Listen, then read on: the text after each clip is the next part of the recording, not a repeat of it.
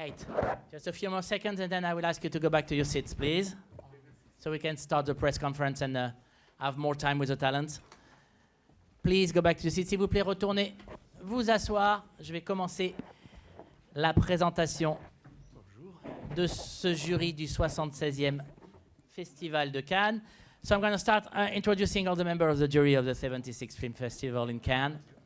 Please, asseyez-vous. Merci de vous asseoir. On commence.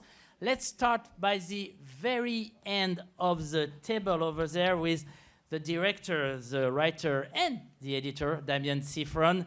He was in Cannes with Relates Salvajes. Sorry for my accent.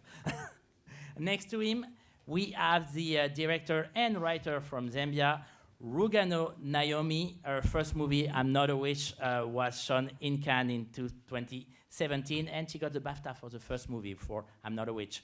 Next to them, Monsieur Denis Ménochet, qui est venu à Cannes avec Tarantino et Sorogoyen, entre autres. We came to Cannes with Tarantino, Inter Alia. Nous avons, we have Brie Larson. She goes from this blockbuster to small indie. She got a BAFTA, Golden Globe, and an Oscar for Room. Mademoiselle Brie Larson. We'll come back to you, monsieur, in a minute. Next to the person I will present a little later, we have Maryam Touzani, la scénariste et réalisatrice marocaine. Ces deux films en tant que réalisatrice, Adam et le magnifique Le Bleu du Caftan, ont tous les deux été sélectionnés à un certain regard ici. Maryam Touzani. Paul Dano is with us, the actor, director, scriptwriter. He had two films in competition in Cannes, Okja and Youth et King, at un certain regard.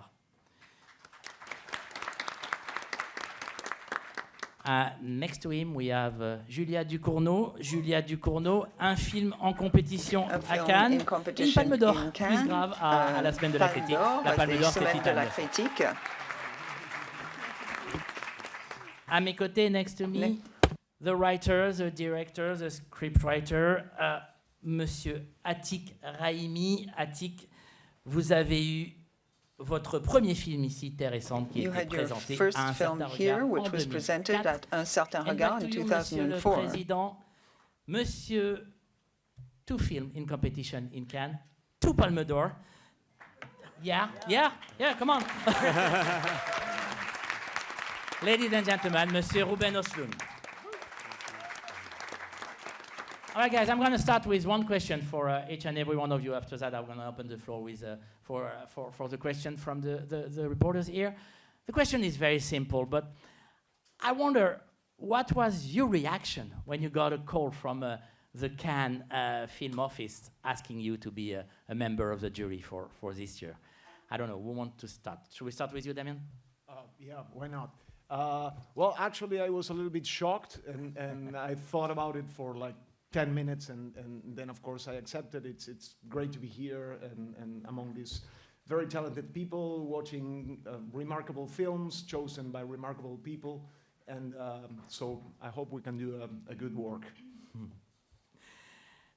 Rungano? I thought it was a scam, so I'm really paranoid, so I Googled everyone. And then I still thought it was a scam. I thought it's getting more and more elaborate, this scam, but I'll say yes. And I still think it is. So I'm also shocked. I'm still shocked. So. Denis? Bien moi, j'étais en train de repeindre des fenêtres. I was repainting my windows, J'ai raté la peinture and I messed it up as a result. But it was an amazing phone call. Just surprised. I've never been here before, so to be asked, it just felt like a huge honor.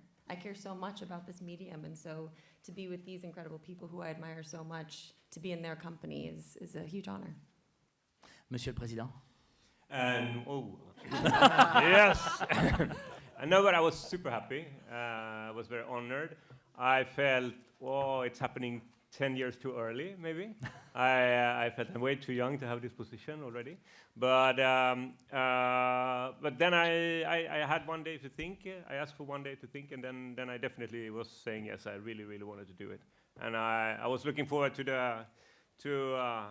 to be in a jury and so in such a concentrated way watch movie after movie and getting to know how the audience works, it's a great exercise for a director to be in Cannes and watch movie after movie in order to understand how the dynamics works in an audience and so on. So there's so many reasons that I enjoy to be here. Maryam? I was surprised. I wasn't expecting it.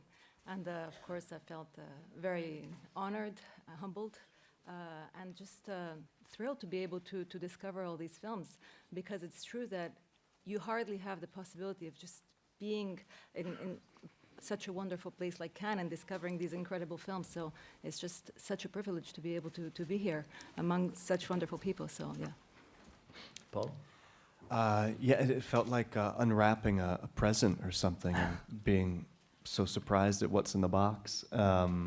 And I showed my wife the text message on the phone, and she said, "You've got to do it." And that's the blessing I needed to be here. Yeah, truly an honor, and I'm so excited and just looking forward to being inspired by the people around me and the films that we're watching. Julia, c'est à vous. Well, the first thing is that I missed Jerry's call at least 10 times. And I didn't think, somehow I did not connect the dots that it was linked to the festival, so I did not call him back right away. And at one point, Vincent Maraval from Ruben sent me a text and was like, "Where the hell are you? What are you doing? Thierry's trying to call you." And like, "Do you know what's for?" I'm like, "Duh, that's the jury." So I was like, "Really?" So I called them, and I was extremely, extremely happy that they asked me to do this. Again, a little bit of shock as well, obviously. And when I hung up, I immediately called Vincent Lindon right away afterwards to ask for tips as far as what I mean on, really. And he gave me a lot of dirt. What kind of tip did he give you? Sorry? What kind of tip? Oh, I'm never going to tell you. Oui, comme vous voulez. Oui, alors moi j'étais en pleine écriture I was in the d'un middle discours of writing a speech for a conference in Florence on the intelligence of beauty. And what I said to Thierry, he said, "Come to Cannes and you'll be inspired." And indeed, when I look at all these intelligent, beautiful people, I feel extremely proud. Merci beaucoup. On va commencer. Thank you very much. We'll start to take questions. Hello. If you don't mind standing up. Okay. Sorry about that. Hello. Marco Consoli, Italian Daily La Stampa.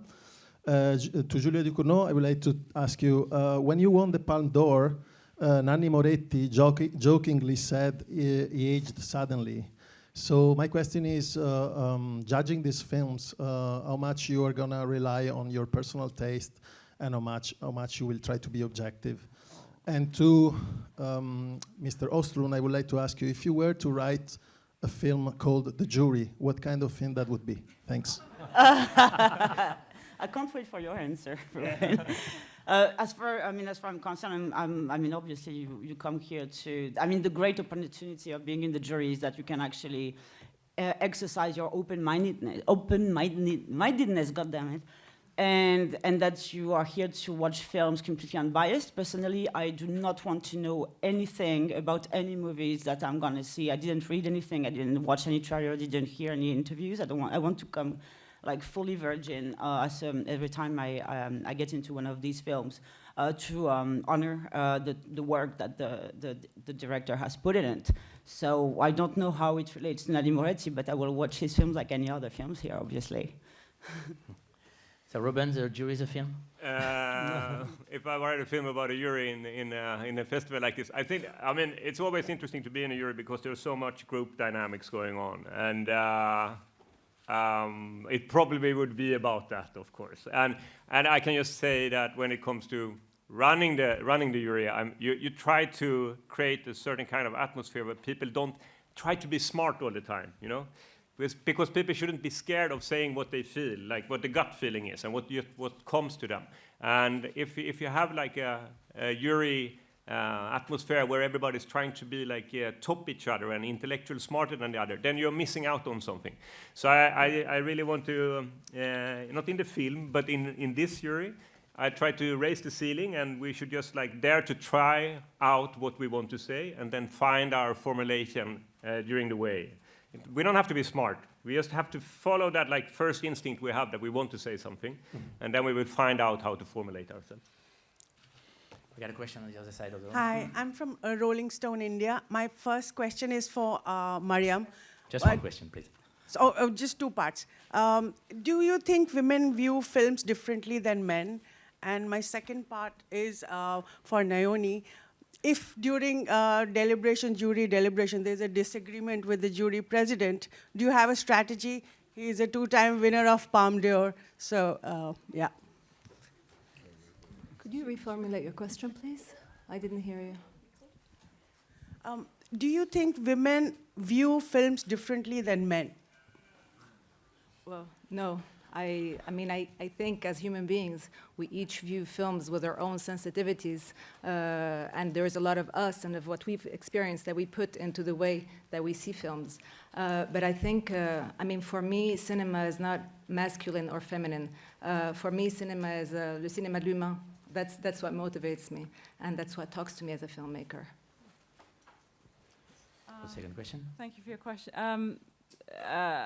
My strategy, I don't have a strategy, but I like what you said about not being intellectual, because I can definitely do that. I have a great talent for that, so I'm happy to take on board his notes. So, but no, I don't have a strategy. I've done some jury things before, and having a strategy before, it just never works out. So I'll just try and convince them. If they're not into it, I'll bitch about it at home, and that's it. That's about it. Okay, please keep it to one question. We want a lot of people to ask questions. Where do we go? Hi, it's a question from Brazil, Rodrigo Fonseca from G-Show. It's a question to Paul Dano.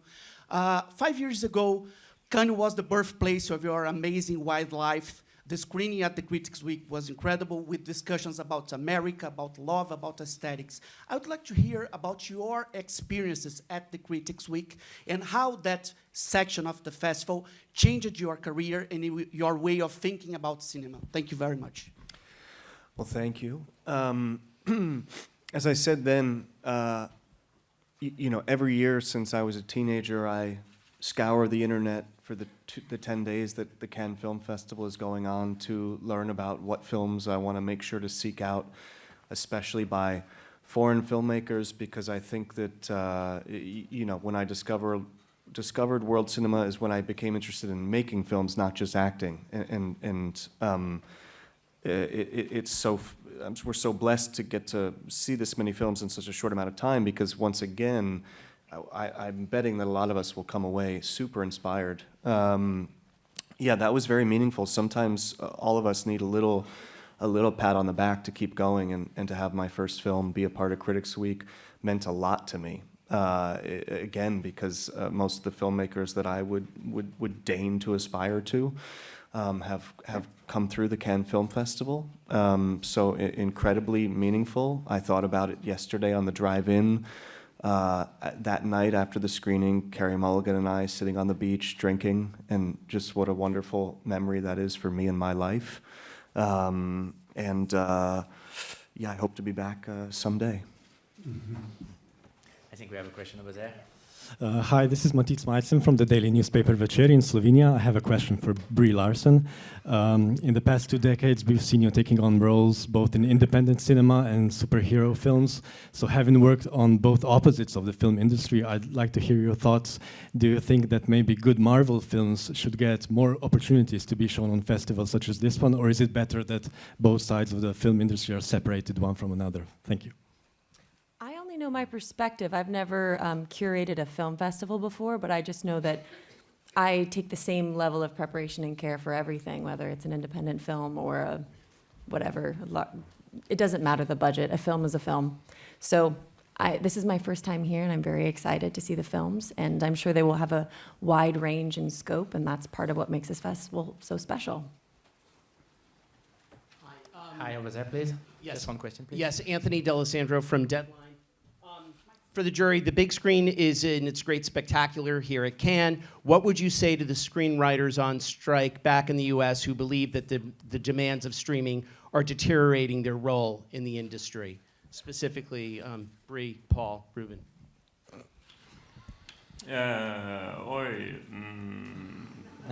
No, but I think it's great that people actually have a strong collegial feeling, so you can go out and have a strike. I think that is great. I think that's the way how you can change your conditions of your profession. So I'm definitely go.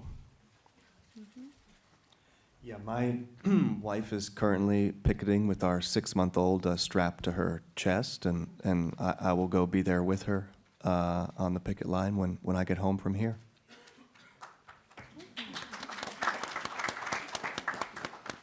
All right, we got a question. Jazz?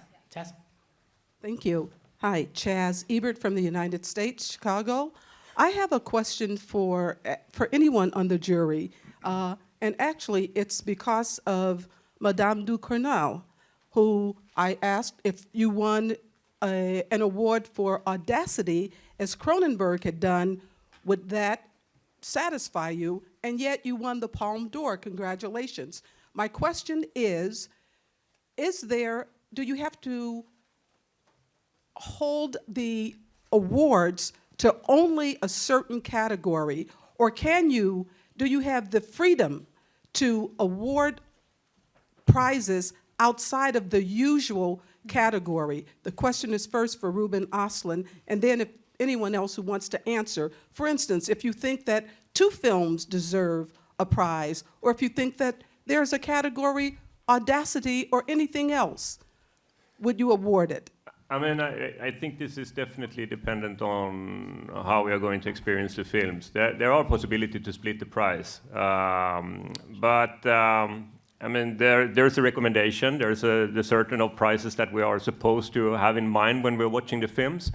And there's a guideline and a recommendation. Then I think there's a possibility for all different kind of scenarios, like it depends on how strong we are going to be as a voice when we are talking to the festival. Maybe we want to do something that have never been done before, who knows?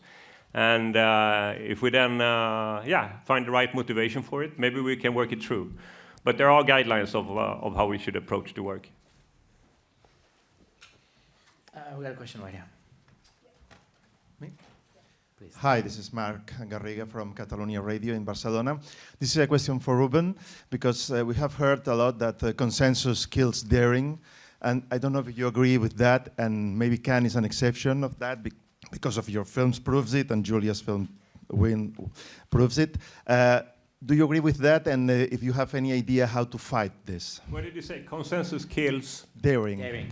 Yeah, but I agree. I think that one thing that when we have been talking now, and yesterday when we had our first meeting, I think that I want to encourage everybody that we shouldn't go into consensus. I think that what often happens when you are in a jury, like the group dynamics is going to affect a lot how we talk about the films. And sometimes it can be like there's one voice that is very strong and taking the lead, and then all of the other follows in the same path. And in order to try to break this possible consensus, I want to ask all the jury members to take turn and start the deliberation, so everybody can have their voice out there. I will actually go to people and say, hey, I see that you're thinking about something. Please bring it to the table. So I want it to be like free, open. It should be high in the ceiling. We should really, really dare to bring out whatever we feel like. Because we have to follow that first little instinct that we have in us when we are seeing a film. And it is something about that, to be careful with that. If we are pushing that away, then we will forget what we were thinking. So I want everybody to, don't be afraid of saying something stupid or whatever. It's not about that. It's trying to find a way of formulating yourself. And to avoid consensus, definitely. It's so boring to be in a jury when it's consensus. I mean, we are all coming from very different kind of backgrounds, and I think that is what is the reason why we are here, that we can bring something different to the table, and that we are going to fight for it. And I also asked jury members, I mean, you have to fight for the way that you are looking on the world. This is what cinema is about. If there's a film that you feel it doesn't represent how I look at the world, how I look at human being, you have to fight against that movie. And if you're a champion of a film that you think is telling the truth about things, then you have to fight for that film. So I think that we are going to have like a loud debate about all the films. And I hope that we will have a warm feeling in the background, even though this loud debate. And yeah, and everybody have to participate in this discussion. I'm not going to accept that someone is sitting and leaning back, you know, and letting the others talk. I just want to follow up on this one. I know that in the past some juries had rules. I mean, we do not talk about the film before 24 hours after we've seen it, or this kind of thing. Do you guys have rules? Did you put some stuff like that you want to respect, or is it going to be like free? No, but we don't have that many rules, but I think that one thing is that this will be the first year in the history of Cannes Film Festival when the publicists will have no rumors to tell to each other. There will be no rumors about like what film will get what prize, because we are going to keep our mouth completely shut this year. And then another, so that is one rule. We are not going to talk about the films. If someone comes up to us and asks us about film, then we just go, and then I think that what we have decided is that we're going to watch 3 films and then we have a deliberation. So maximum 3 films in a row and then we have a deliberation. Yeah. That's every day, you know that. Basically every day, yeah. All right, I think we have a question first for premier. Oui, Jérôme Vermelin pour TF1. I have a question. Merci. Jérôme Vermelin pour TF1. Moi, je voudrais interroger notre acteur français du jury. I would like to ask the French actor on the jury, Denis, what would you like to contribute to the jury as an actor? And I'd like to see you in one of Julia's films one day. Ruben, could this be a fantastic way of hiring people? Well, I don't know. Non, en fait, moi, je me vois plus comme I view myself as a kind of a school. This is a kind of school or film university. I'm deeply affected by films when I see them. We already talked about this with Ruben and Julia yesterday. I'm no longer an actor. I become a spectator. And I love my job, of course. I love this work. We have huge responsibility. People who make films spend years of their lives doing this. We're teams, their whole families involved. I think it's very important. So I will deem that as an actor, that takes second place. OK, on a une question. The white jacket over there? Yeah, right here. Charlie Angela, Al Jazeera, for Brie Larson, please. Can you just tell me what qualities you're going to value most highly when it comes to evaluating the films? I'm sorry, I couldn't hear you very well. What qualities you're going to value? What qualities will I value? Yeah, what qualities will you prize most highly when it comes to evaluating the films, even though it's your first time on a jury? Oh, I'm not sure. I haven't considered that. I think film is such a visceral experience. I love going into films not knowing anything, not having a story behind it or expectation of any kind. And sometimes I'm just incredibly surprised by things that move me. And sometimes it's about the right place at the right time, a story that hits you at a certain moment in your life. But I appreciate all the hard work and dedication. I know how much teamwork, how much planning, and also that magic that comes with making a film. It's so difficult. It's a true feat that we've ever made a frame of a film. So I'll be taking that in as well as just, feeling it. Hi. Got a question over there. Oh, hi, it's Matt Donnelly from Variety. Sorry, these chairs have those fold-out desks from Catholic school. It's tricky. It's also for Brie. Congratulations on joining the jury. As a sort of outspoken and very vocal advocate for Time's Up and Me Too, I'm curious how you feel about Johnny Depp's film opening the festival, and do you plan to see it? You're asking me that? Yes. I don't know. I'm sorry, I don't understand the correlation, or why me specifically.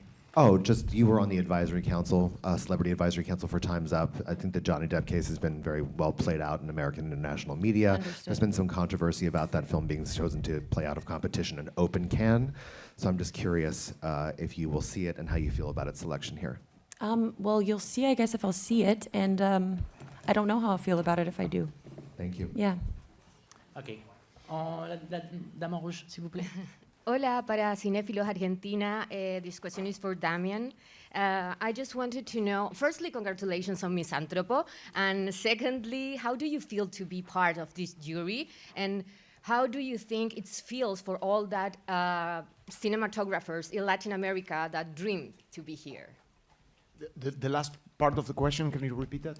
What do you think all the cinematographers of Latin America could feel with you as an inspiration to be a jury of Cannes? I mean, it's a weird thing because, of course, we've discussed the rules that they have here. Ruben came up with some concepts that I find appealing and interesting, and we all agreed on that. And then you have the films. You know, you can make a lot of plans, but then films are relevant to all of us here, and they will take you somewhere else, and they will force you to come up with new rules because the film has something particular that you need to look at it in a different way. So I think it's going to be a challenge for all of us. We are all absolutely committed to, you know, like to do it as seriously and at the same time as freely as we can. And no, I think it's great to be here, and I hope that we can bring more Latin American filmmakers to the jury. I think it will happen, and I'm sure that it happened before. We've got a question over there. My name is Peter Dwiehaus from German television ZDF. I have a question for Brie Larson. It's some years ago, but nevertheless, I would like, could you please share with us your emotions when you won the Academy Award for Room, please? Remember? It was a great night. I'll just say that. I'm going to take the question in a moment, but Atiq, I got a question for you. Il y a une vraie tradition d'avoir des écrivains. There's a real tradition to have writers aussi dans le jury among du festival the Cannes Festival jury. It's a deeply rooted tradition in the history of the festival. What does this contribute to the jury to have magicians who work with words? On le saura. Well, we'll know this at the end. We'll see what I can contribute. The cinema begins with writing, with words. So you have to write the screenplay, and I believe that I have a way of looking at a film as both a writer and a filmmaker. I have my own sensitivities in terms of words and images, and I think that I will use all this to try and contribute something. And I come from far away. My background is different, and that's interesting in an international film festival. And I'm waiting to see the emotions that each film elicits in me. Hello, I'm Carol Guerrero from Deutsche Welle in Germany, and my question is for Brie Larson and Paul Dano. You are the only two members of the jury who come from the US, and I don't know how often you have the chance to see films of different parts of the world in the US. So my question would be, what are your expectations playing this role of juries here in Cannes?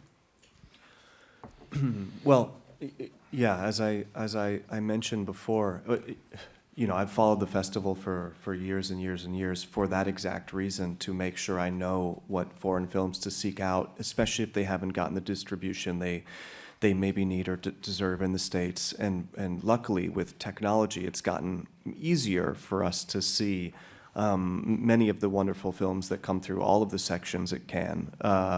So I certainly think it's gotten easier to keep up with modern world cinema, where before it was easier to keep up with older, you know, stuff that gets put out on DVD and Blu-ray and screens and repertory in New York City, where I live. And so, no, I feel right at home in the, you know, in just watching movies, no matter what language they're made in. But certainly that is one of the great thrills of being at this festival, as it is the greatest world cinema festival there is.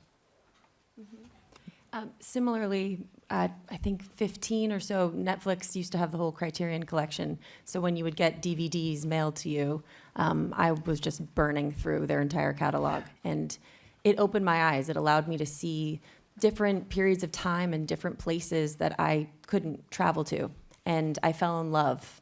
It was so inspiring to me, and I felt so seen, and I realized how much I had in common with everyone. So international film has always been a huge part of my life, and it's part of the great joys of being here.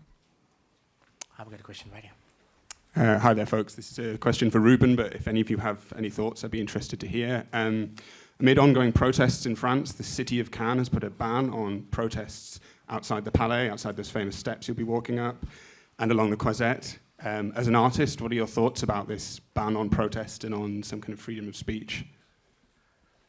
I mean, it feels like it has been a part of the history of Cannes that you use the arena for that the world is looking towards Cannes, and then you can use it for doing different kind of statements.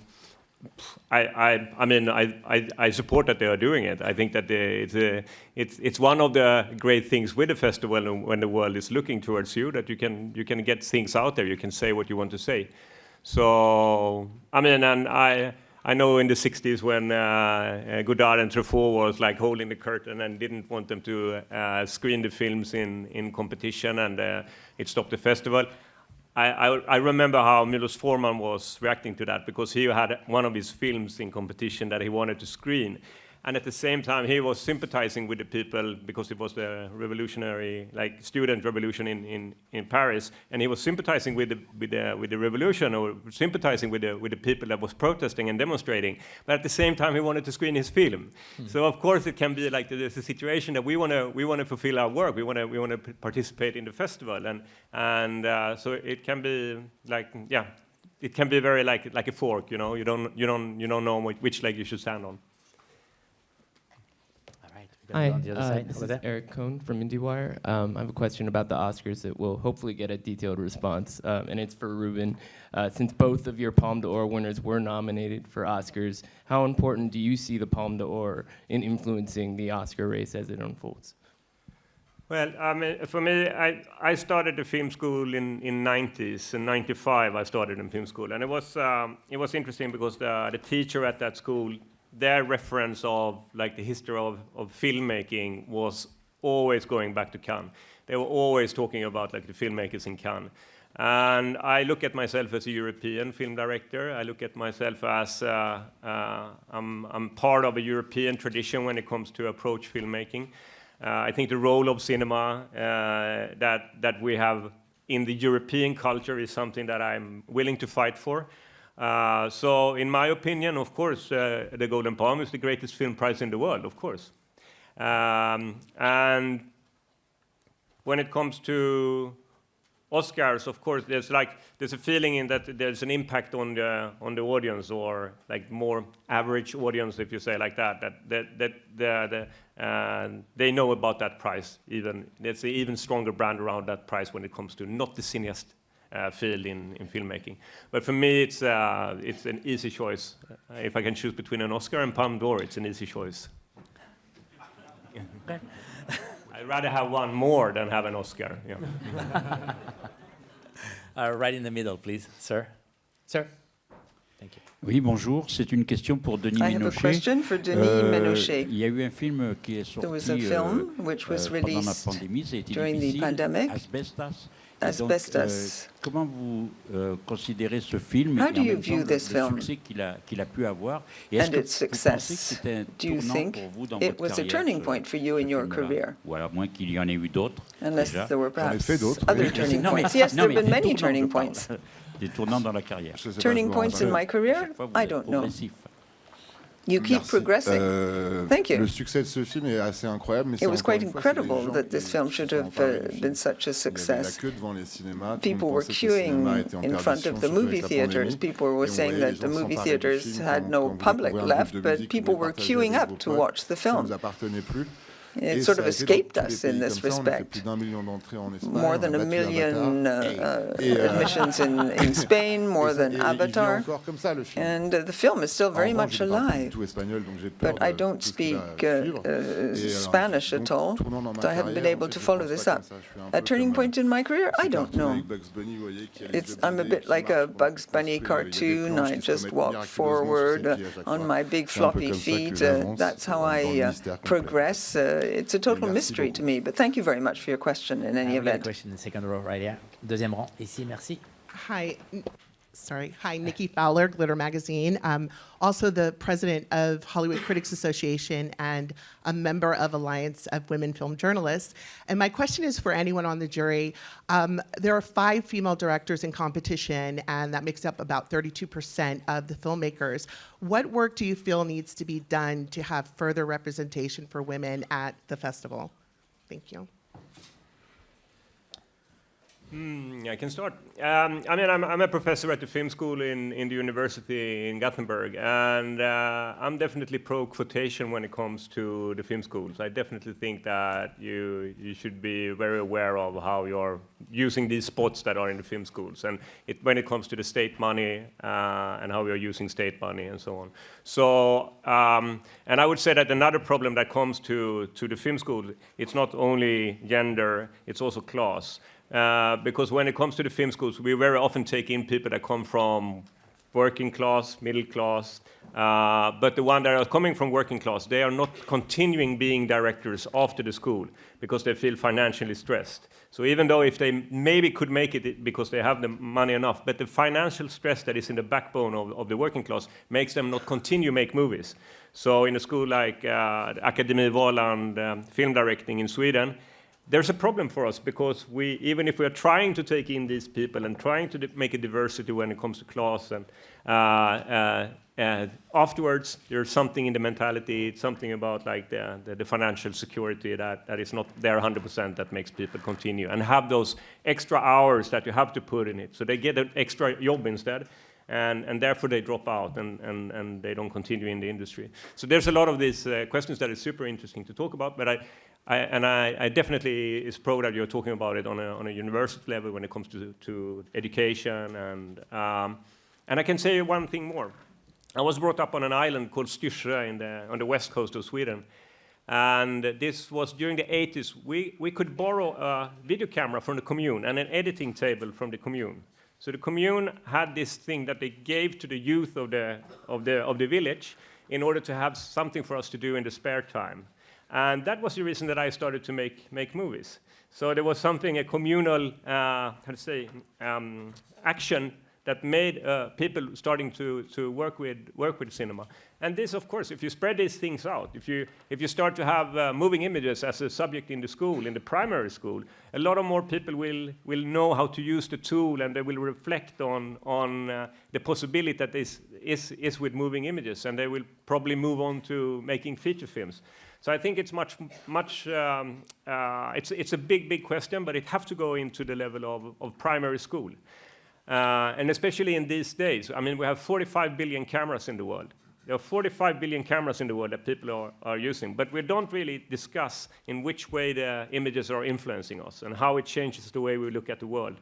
And this is a subject in these times where we are communicating so much with images that have to go into the subjects of the primary school.